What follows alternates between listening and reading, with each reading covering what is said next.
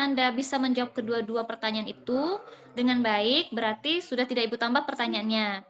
Tapi kalau seandainya Ibu berikan 2, Anda bisa menjawab 1 atau tidak bisa menjawab sama sekali dari 2 pertanyaan, berarti Ibu akan menambahkan pertanyaan sampai Anda bisa menjawab. Kriteria penilaiannya itu lebih kepada menganalisis. Jadi sama seperti halnya pertanyaan-pertanyaan dari teman-teman Anda dari kelompok 1 sampai kelompok 5, itu sifatnya adalah menganalisis. Kemudian sifatnya adalah Anda memberikan contoh. Contoh yang konkret, contoh yang jelas, fenomena yang benar-benar itu menjadi pembahasan dan sesuai dengan topik yang ditanyakan gitu. Jadi misalnya apa bedanya ilmu sama seni? Ilmu pengetahuan sama seni. Oh, bedanya Bu, ilmu tuh untuk apa menjelaskan misalnya karya itu baik. Nah, tapi Anda cuma sampai situ jelasinnya, itu belum. Nah, pakai contoh, contohnya apa gitu ya. Nah, atau misalnya apa bedanya seni sama politik? Contohnya apa? Contohnya Bu, kampanye, jangan sampai situ. Kampanyenya kampanye apa? Jadi jelaskan dengan baik dan Anda jelaskan seperti itu bagaimana keterkaitan antara ranah seni dan politik. Itu contohnya. Jadi yang dilihat itu adalah sejauh mana Anda memberikan pendapat, kemudian sejauh mana Anda bisa menguasai materi kita. Sebelum kita masuk pada materi kelompok 1 untuk direview, Ibu mau menyampaikan benang merah dari perkuliahan kita. Perkuliahan kita kuliah apa namanya? Kuliah apa namanya? Sosiologi seni rupa. Sosiologi. Apa itu sosiologi? Sosial, Bu. Sosiologi.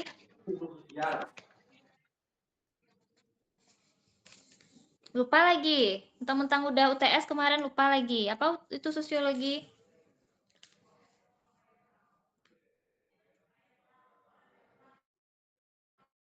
Apa kata kuncinya? Masyarakat. Sosial, Bu, Nah, ada masyarakat. tuh. Semudah itu. Masyarakat, Bu. Sosial masyarakat. Apa lagi? Semudah itukah Anda melupakan kenangan selama perkuliahan kita ini sehingga Anda tidak tahu apa itu sosiologi gitu? Interaksi. Berarti Bu. Anda hanya menganggap perkuliahan ini sebagai selingkuh Anda gitu, bukan kuliah utama yang Anda ingat dan kenang gitu. Nah, apa sosiologi? Ilmu yang mempelajari tentang sosial, Bu. Ais, itu jawabannya masih basic banget. Siapa itu Ahmad? Nama siapa Ahmad? Bu. Hah? Baki, Bu. Siapa namanya? Baki, Bu. Tadi Nur Ainun Sandifa ya. Nah, Baki. Apa itu? Jadi sosiologi seni itu intinya kenapa kita mempelajari kebudayaan, kenapa kita mempelajari seni, politik, seni, ilmu pengetahuan antar sosial seni dan masyarakat, seni dan ilmu pengetahuan. Intinya adalah kita mempelajari interaksi yang terjadi di dalam medan seni rupa. Nah, interaksi seperti apa? Manusia dengan manusia, manusia dengan kelompok seni bisa jadi kelompok seni dengan masyarakat atau seniman dengan masyarakat. Nah, jadi seniman di tengah masyarakat itu bukanlah sesuatu yang terjadi, oh dia seniman, tidak, tapi melalui proses yang panjang. Di antara topiknya yaitu seni dan masyarakat, seni dan masyarakat. Nah, bagaimana hubungannya seni dan masyarakat itu? Kalau di dalam seniman atau di dalam berkesenian di tengah masyarakat itu selalu dipengaruhi oleh interaksi mereka antara satu sama lain. Nah, interaksi itu melahirkan sebuah nilai. Nilai itu adalah nilai yang dijadikan kebudayaan, nilai atau norma. Jadi kalau manusia itu saling berinteraksi, dia akan membentuk sebuah norma. Dia akan membutuhkan sebuah norma yang akan dijadikan sebuah kebudayaan. Kenapa bisa dijadikan kebudayaan? Karena nilai itu dilahirkan secara turun-temurun. Kalau berinteraksi otomatis kan Anda melihat mana yang baik, mana yang buruk, mana yang boleh dilakukan, mana yang tidak boleh dilakukan. Itu adalah norma atau nilai. Nah, nilai itu antara seniman dengan masyarakat itu melahirkan sebuah kebudayaan. Dia secara turun-temurun. Kenapa kebudayaan itu bisa hadir? Karena sebuah kebutuhan. Di dalam kebudayaan itu ada memenuhi kebutuhan salah satunya rohani, indrawi, penghargaan, religi, dan segala macam. Di kebudayaan itu, nah nanti kita kan nilai itu membudaya, nilai itu menjadi sebuah kebudayaan.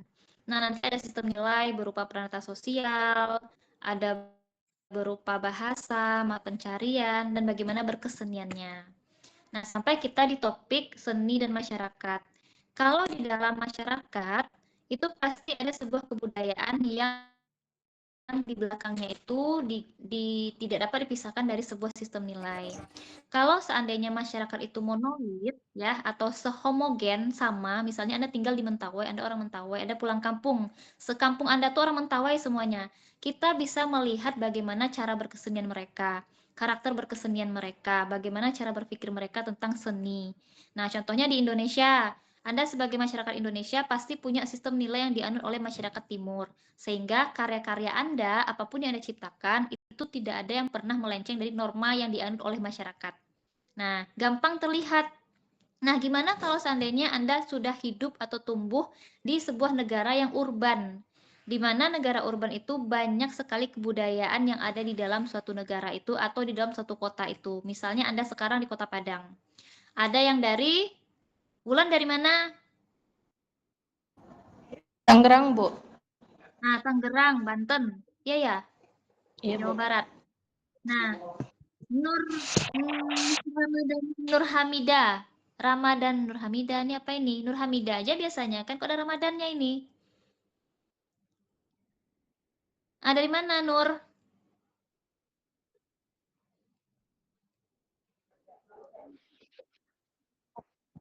Dari mana Anda? Negara Madani.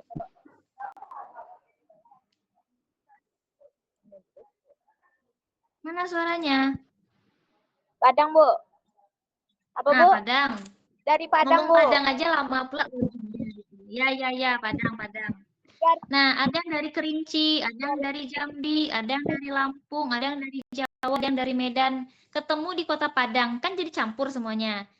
Dalam masyarakat, dalam topik seni dan masyarakat, bagaimana kita bisa melihat cara orang berkesenian, selera orang berkesenian di tengah kebudayaan yang heterogen itu? Maka kata salah satu sosiolog dari Jerman atau Prancis ya, yang bernama siapa namanya? Siapa nama tokohnya yang membagi 4 masyarakat seni itu?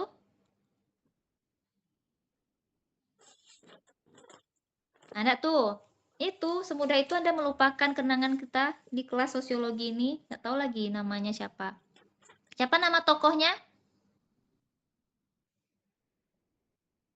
Yang membagi 4 masyarakat seni, golongan masyarakat seni yang ada di sebuah daerah atau wilayah yang heterogen. Atau berbagai macam budaya. Siapa namanya tokohnya?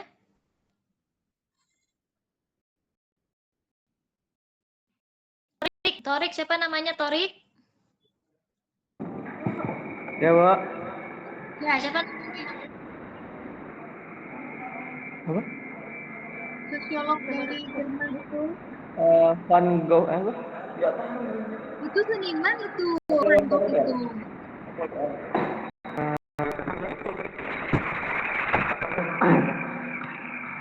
Mana kepalanya nggak nampak sama ibu? Mana kuku ibu nggak nampak sama ibu? Nah, siapa namanya? Ahli sosiolog yang dari Jerman itu yang membagi 4 masyarakat seni. 4 golongan Apa, Pak? masyarakat Orang seni. jelas, Pak. Ayo udahlah, Arnold Hauser, Bu. Arnold Hauser. Arnold Hauser. Oke, udah Torik, mute lagi suaranya, berisik. Oke, baik. Nah, jadi Arnold Hauser katanya, gimana sih cara kita bisa melihat antara kaitannya seni dan masyarakat dalam satu wilayah yang heterogen, yang banyak sekali budaya dalam satu negara itu atau dalam satu wilayah itu. Kata Arnold Hauser, kita bisa melihat bagaimana konsumsi seninya berdasarkan 4 golongan masyarakat seni. Yang pertama golongannya apa? Masyarakat seni budaya elit, Bu. Oke, Ramadhani. Apa itu masyarakat seni elit? Masyarakat yang lebih mementingkan nilai-nilai, Bu, dibanding ikut-ikutan. Dia lebih mementingkan nilai dari apa yang dikerjakan itu. Oke, baik. Yang kedua, oke, mute Dani. Yang kedua, masyarakat seni. Populer, Bu. Siapa itu suaranya? Naswa. Nashwa. Populer, apa itu masyarakat seni populer? Yang FOMO. Yang FOMO. Terus? Gampang melupakan sesuatu. Siapa yang bisa bantu Nashwa? Hashtag bantu Nashwa. Yang mengikuti tren, Bu. Terus Kalau dia gampang melupakan Kalau sesuatu. populer tuh dia FOMO, cuman lebih gampang dilupakan, Bu. Ibaratnya yang pop-pop ya. Yang pop-pop tuh kayak mana? Pop mie lupa nggak Anda? Pas hari hujan aja Anda ingat kan?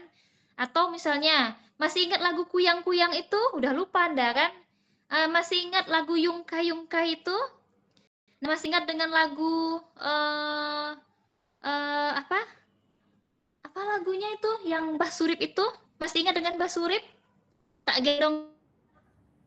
Nah, ketika itu menjadi viral, nah, apalagi sekarang lagu-lagu MBG itu kan, nah MBG semuanya bahlil semuanya gitu. Itu gampang sekali untuk dilupakan. Jadi orang yang tergolong pada masyarakat seni populer itu biasanya kalangan pelajar yang dia suka dengan yang lagi tren. Nah, itu menjadi hal konsumsi berkeseniannya. Sama seperti halnya dulu itu sempat menjadi tren itu apa? Gift-gift yang pakai karikatur, yang pakai telenan itu kan. Nah, sekarang kan udah nggak terkenal lagi ya. Nah, seperti itu. Akhirnya orang semuanya mengerjakan itu semuanya. Lalu ada bikin rajut-rajut bros kayak bunga-bunga untuk di jilbab. Itu sempat tren dulu. Akhirnya orang mengerjakannya semuanya, kemudian ditinggalkan. Nah, seperti itulah salah satu masyarakat seni populer. Yang ketiga, masyarakat seni Masa, Bu. massa. Selain Nashwa, apa itu masyarakat seni massa? Masyarakat yang fanatik, Bu. Siapa itu suaranya? Ani, Bu. Selain Dani, yang lain. Ini bertiga aja, berempat aja yang kuliah di sini, yang lainnya ngelalok-lalok aja dia. Nah, mana dia yang lalok-lalok tuh? Coba keluarkanlah suaranya yang merdu itu. Ada yang sambil gibah juga tuh. Salim.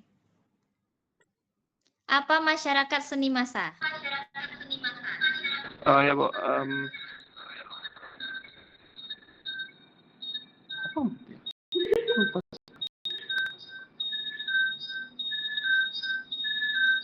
Matikan itu suaranya ada yang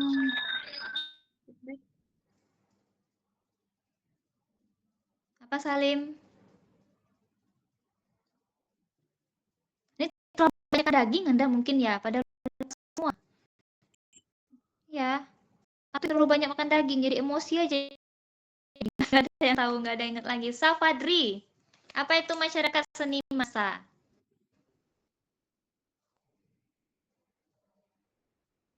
Mana suaranya? Tidak terdengar Ibu suaranya.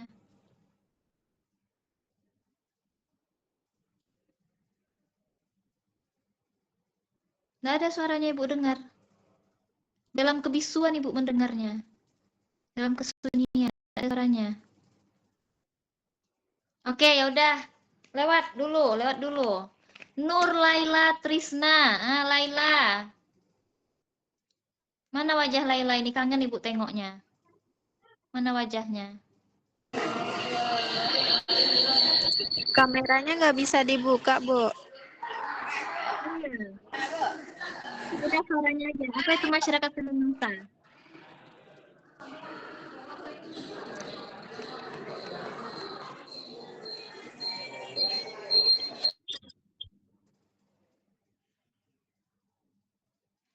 Nggak ada. Tesalonika.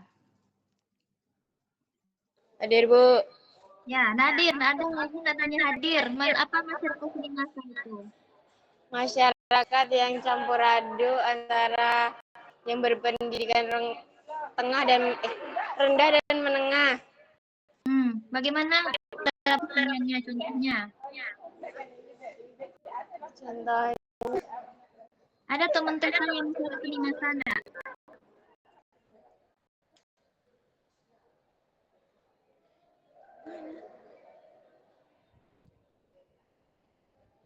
yang itu, Bu, selera seninya kayak masih kayak radio, televisi gitu, Bu. Kaset. Mm-mm. Masih jadul. Jadul. Oke. Tadi Safadri bilang Bu, apa? izin menambahkan, Bu. Oke, oke. Siapa itu? Suara siapa? Adi, Bu. Adi. Mana wajah Adi, Adi? Bu, Tidak Adi. nampak sama Ibu. Oke. Ya, silakan. Ya, silakan Adi. Nah, jadi maksud yang apa tuh masyarakat, apa tadi Bu? Masyarakat Seni masa.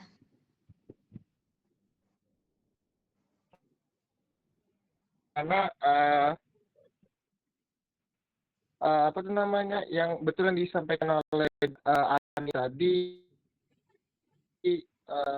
campur aduk, Bu. Jadi contohnya seperti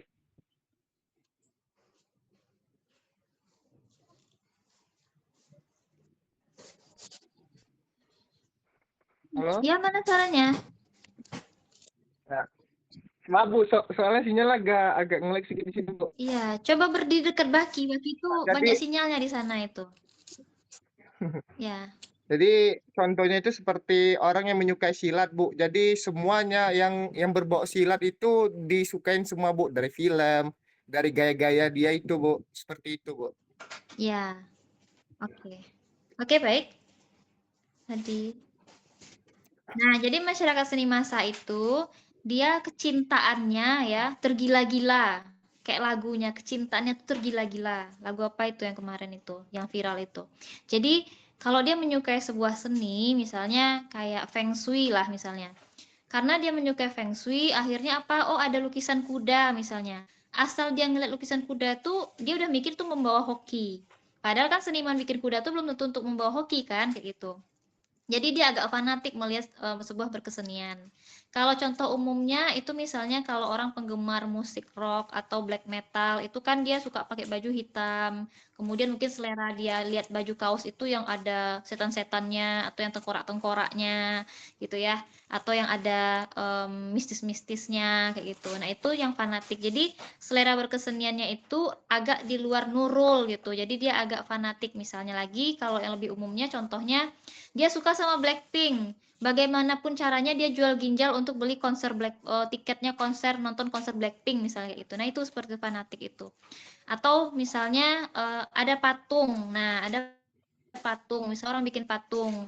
Karena dia punya aliran fanatik tertentu, dia ngeliat patung tuh udah kayak, oh di situ ada jin misalnya seperti itu. Maka dia mengharamkan patung-patung seperti itu. Itu salah satu yang fanatik. Nah, jadi itu masyarakat seninya atau dia gemar sama dangdut, dia no dangdut tuh no life gitu kan. Nah, seperti itu. Jadi dia terlalu melebih-lebihkan menyukai sebuah karya seni itu gitu. Seperti itu cara contohnya. Kemudian yang terakhir adalah masyarakat seni Rakyat, Bu. Rakyat, Seni Bu. rakyat. Oke, selain Adi, apa itu masyarakat seni rakyat?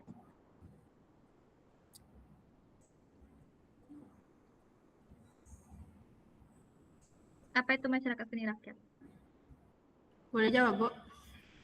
Siapa itu namanya? Ani, Bu. Yang lain.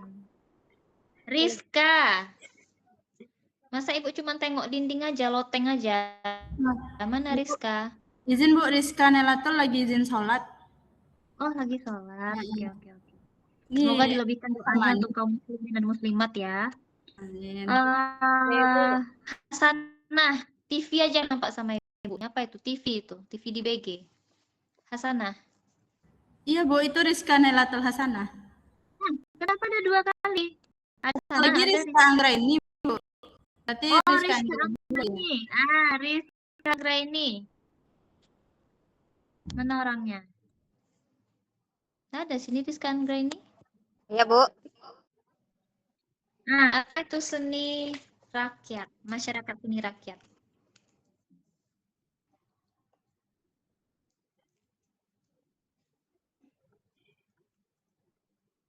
Sinyal kayaknya ya. Apa itu masyarakat seni rakyat?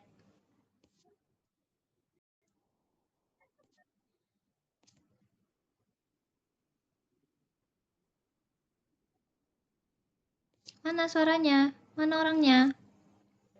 Halo, Bu. Seni rakyat hilang, Bu.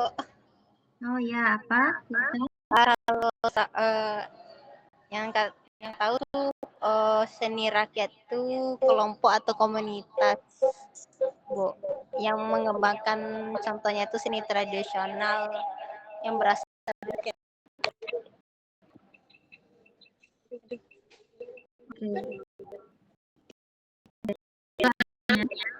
Oke, dimatikan dulu suaranya. Udah? Oke, jadi salah satunya masyarakat seni rakyat itu kata kuncinya adalah mereka yang menyukai nilai-nilai tradisional, kejujuran, spontanitas. Misalnya, kalau dengar musik saluang tuh rasanya tabawa suasana di sawah, misalnya kayak gitu kan. Nah, jadi kayak gitu. Jadi rabab itu kan salah satu berkesenian yang spontan.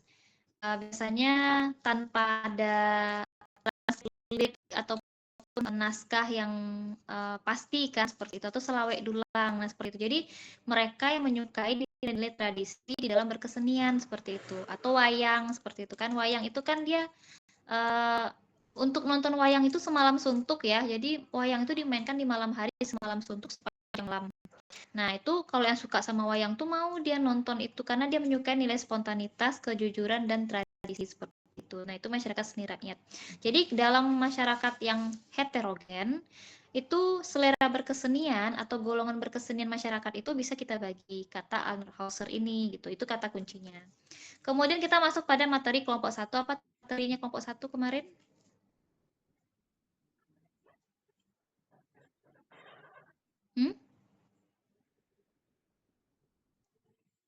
Apa materi kelompok 1?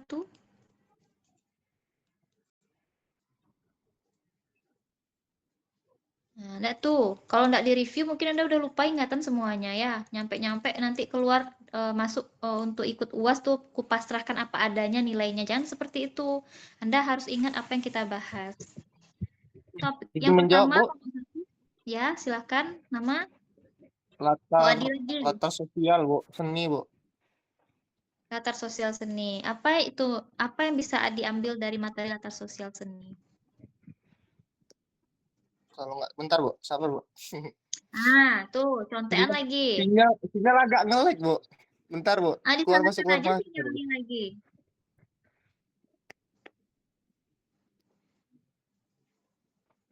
Salim, Salim. Udah, Salim dulu, Salim. Salim belum dengar suaranya. Langsung hilang kameranya. Mau Bu, lobet. Oke, lobet disalahkan aja baterainya. Apa lagi? Apa itu? Latar sosial seni. Apa yang bisa Anda ambil dari materi latar sosial seni? Bu, Ajeng, Bu. Oke, silakan Ajeng. Jadi latar sosial seni itu latar sosial dari setiap seniman itu berpengaruh, Bu, terhadap cara seniman dalam berkarya seni. Seperti itu, karena si seniman ini merupakan pelaku sekaligus korban dari fenomena-fenomena kehidupan di dalam masyarakat, Bu.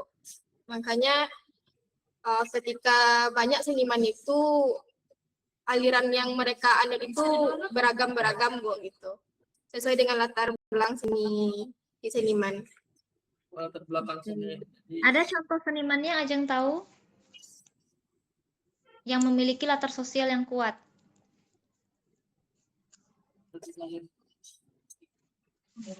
Ya. Oke, ada. Lupa, Bu. Oke, hashtag bantu Ajeng. Siapa yang mau bantu Ajeng? Siapa seniman yang memiliki latar sosial seni yang kuat yang Anda tahu? Kenapa Naswa jadi kucing itu? Ada Salim yang lobet itu, mana yang lobet? Katanya lobet tapi masih nyambung juga sekarang. Iya, Bu, udah, Bu. Apa contohnya? Ada nggak Anda? Contoh untuk latar sosial seni itu kalau dari aku itu kayak dari lukisannya Wakidi, Bu. Apa yang Anda tahu terhadap Wakidi? Gimana latar sosial yang dari Wakidi itu setahu saya tuh dia berasal dari era-era kayak Moi Indie dari apa namanya? Sesuai tahunnya, jadi mirip karyanya tuh seperti kayak era kolonial dari Eropa gitu, Bu. Mana pula mirip karya sama kolonial Eropa. Kolonial Eropa. Belanda. Ya udah. Oke. Nah, jadi nanti ketika UAS Anda harus tahu itu juga. Jadi misalnya Anda tadi bilang latar sosial seni itu adalah bagaimana seniman itu dipengaruhi oleh latar sosialnya atau masyarakatnya atau di mana kebudayaannya berada. Contohnya misalnya Anda contohin misalnya siapa yang Anda tahu lukisannya? Kamal Gucci misalnya atau siapa, makanya Anda harus tahu siapa senimannya, Anda harus tahu, atau Van Gogh yang secara lukisan barat ya, atau yang ada di Indonesia atau yang ada di Sumatera Barat. Nah, apa latar sosial seni yang Anda ketahui sehingga seniman itu berkarya seperti itu gitu. Nah, itu dicontohkan ya. Jadi itu salah satunya pertanyaan Ibu nanti akan muncul. Pablo Picasso, kenapa Pablo Picasso misalnya? Anda baca riwayatnya. Jadi itu menambah pengetahuan Anda terkait dengan seniman, bagaimana seniman itu bisa seperti itu karyanya. Nanti Anda juga mana tahu 30 tahun ke depan Anda juga akan dikaji orang seperti itu. Kenapa mungkin karyanya Baki itu unik misalnya kan? Kenapa ada warna-warna ini? Ya, pasti dipengaruhi oleh latar sosialnya masing-masing yang berbeda. Gitu. Nah, selanjutnya kelompok 2, siapa? Apa topik kita kelompok 2? Seni dan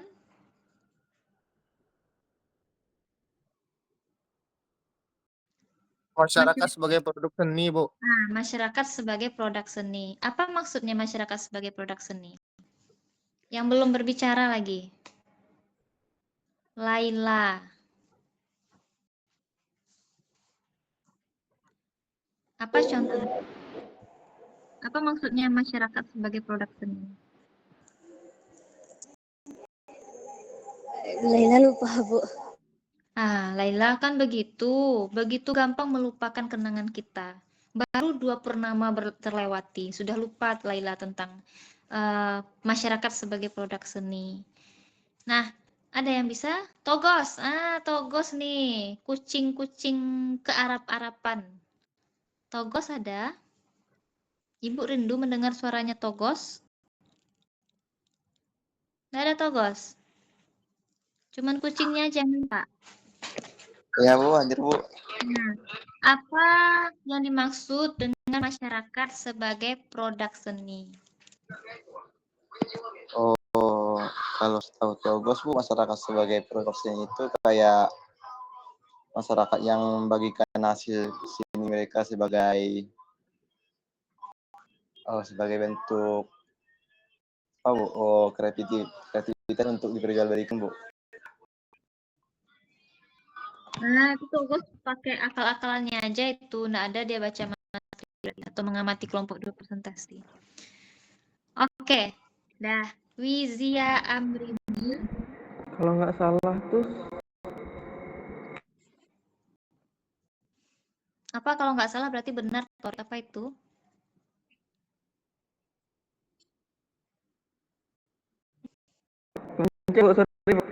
Kepencil, itu bukan ngomong sama Ibu ya. kalau nggak salah itu kayak seni itu cerminan dari masyarakat gitu, Bu. Atau enggak masyarakat terbentuk dari seninya sendiri. Bukan masyarakat terbentuk dari seni sendiri. Masyarakat itu cerminan dari seni. Contohnya, udah berikan Nurik. Jadi, yang dimaksud dengan masyarakat sebagai produk seni itu adalah masyarakat merupakan hasil dari seni itu sendiri. Misalnya, kalau nggak ada masyarakat, seni nggak akan ada. Seni itu diciptakan untuk masyarakat.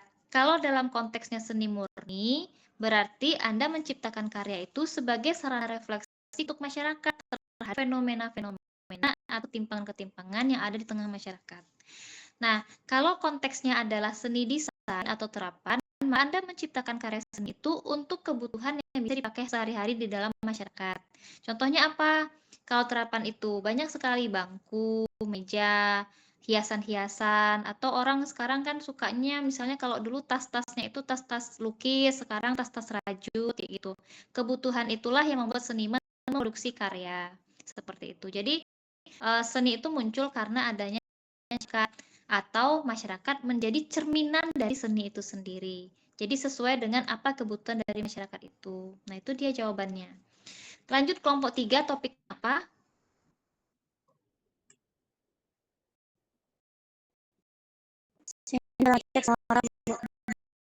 Seni dalam konteks moral. Laila. Seni dalam konteks moral. Siapa yang bisa menjawab di sini? Apa hubungannya atau apa yang bisa Anda dapat? Apa yang bisa Anda dapat dari topik seni dalam konteks moral?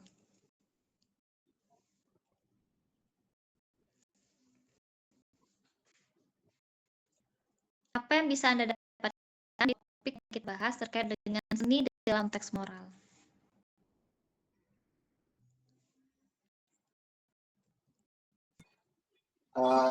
Bu, Ya, yang bisa Baki ambil, yang Baki masih ingat yang seni dalam konteks moral itu yang itu tentang yang plagiatisme sama yang originalitas itu, Bu. Nah,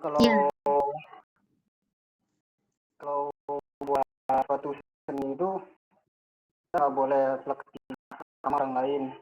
Terus untuk mengpublikasinya, kalau kita ingin mempublikasi karya orang lain itu harus ada izinnya dari si senimannya itu, Bu. Iya, benar. Itu salah satunya ya, nilai kejujuran dalam berkarya. Jadi, apa yang bisa Anda dapatkan dari seni dalam konteks moral? Seni itu sebuah ekspresi. Moral itu adalah sebuah nilai.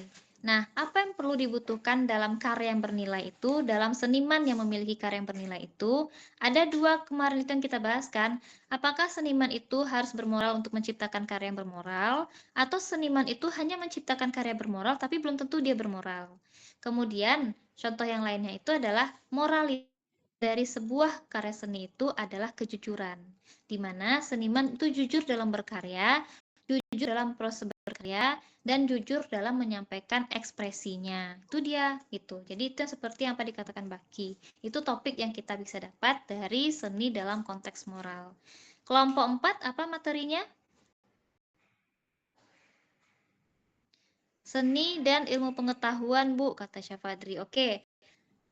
Siapa yang bisa menjelaskan di sini apa bedanya seni dan ilmu pengetahuan?